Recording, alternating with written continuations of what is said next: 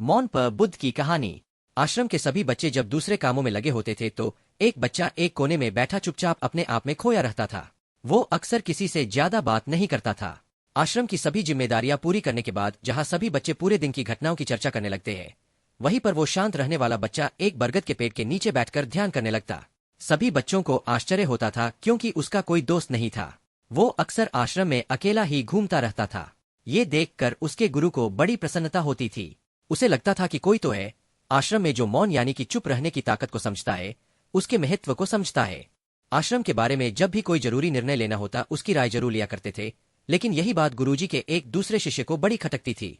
क्योंकि वो गुरुजी का प्रिय शिष्य बनना चाहता था, इसीलिए वो गुरुजी के सामने दूसरे बच्चों के कामों में कुछ न कुछ कमियां निकालता रहता था, जिससे गुरुजी उसे महान समझने लग जाए।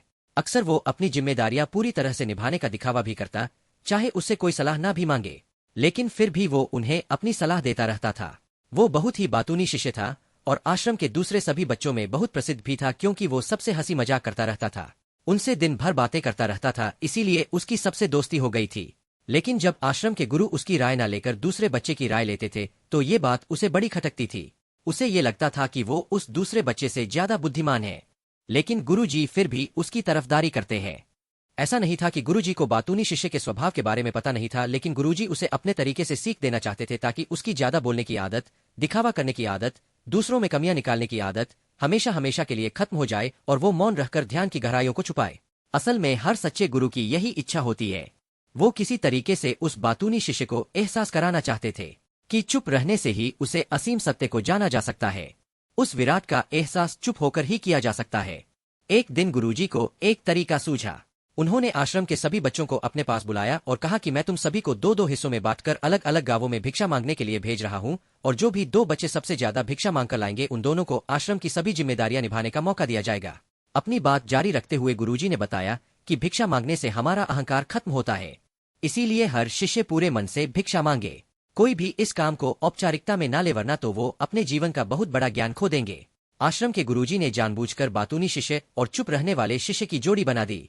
बातूनी शिष्य के मन में सिर्फ एक ही बात चल रही थी कि इस बार उसे मौका मिला है और इस बार वो गुरुजी को दिखा देगा कि वो चुप रहने वाले शिष्य से कितना ज्यादा प्रतिभावान है।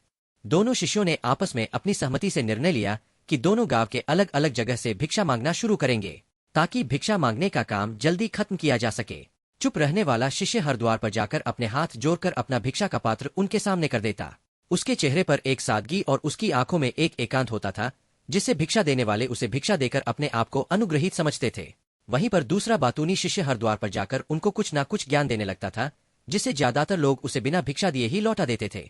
पूरे गांव में भिक्षा मांगकर जब दोनों गांव के बीच में मिले तो बातूनी शिष्य समझ गया था कि ज्यादा बोलने से मन में अशांति बनी रहती है, इसलिए बुद्धि का नाश होता है।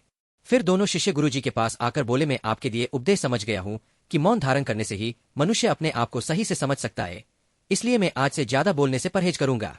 दोस्तों, आज की कहानी हमें यह बताती है कि हम मौन रहने से अपने मन और बुद्धि का विकास कर सकते हैं।